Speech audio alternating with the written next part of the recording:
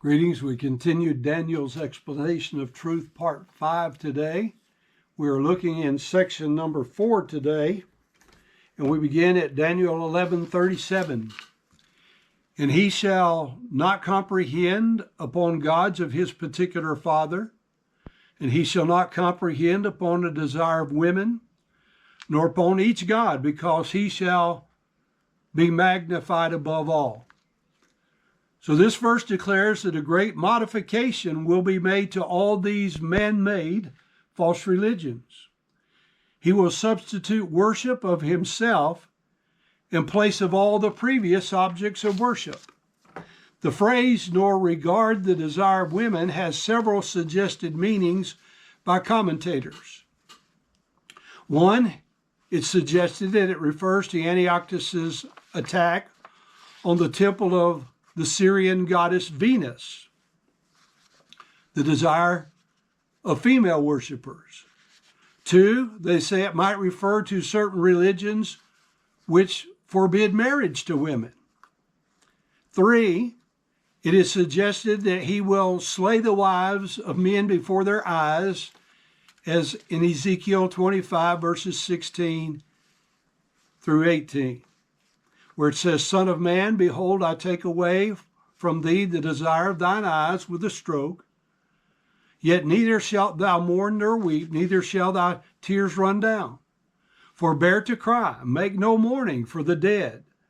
Bind the tire of thy head upon thee, and put on thy shoes upon thy feet, and cover not thy lips, and eat not the bread of men.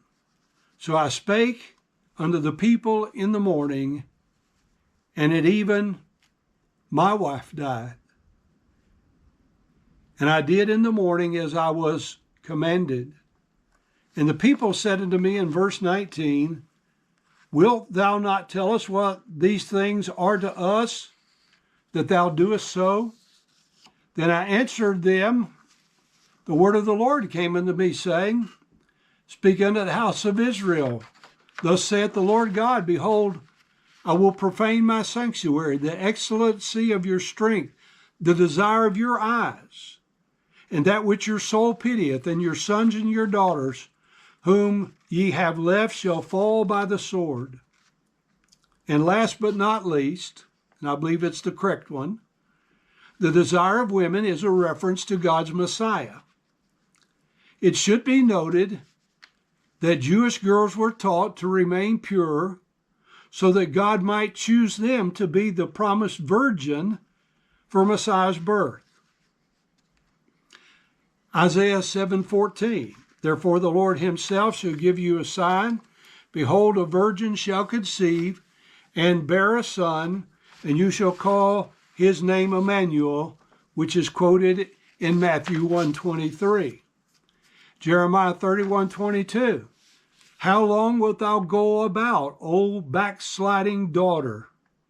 For the Lord hath created a new thing in the earth, a woman shall compass, circumvent, go around a man.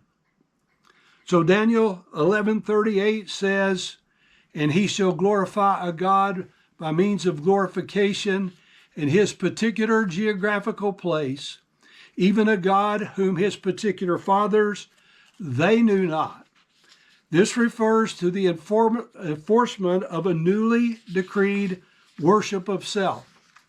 The very presence of the word fortifications implies oppositions to it.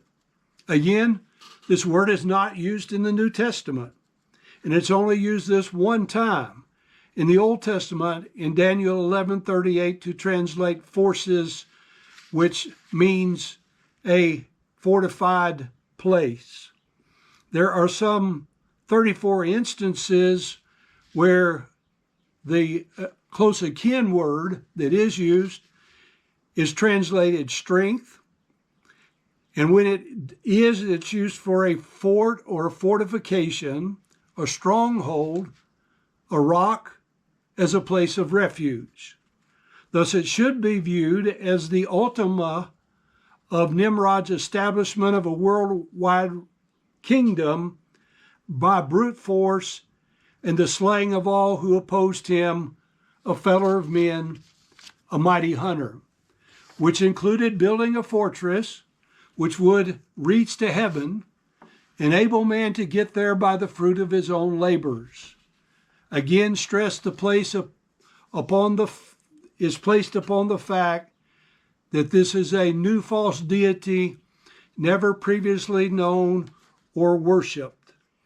You might relate it to Nebuchadnezzar's image and his forced worship of it earlier in the book of Daniel.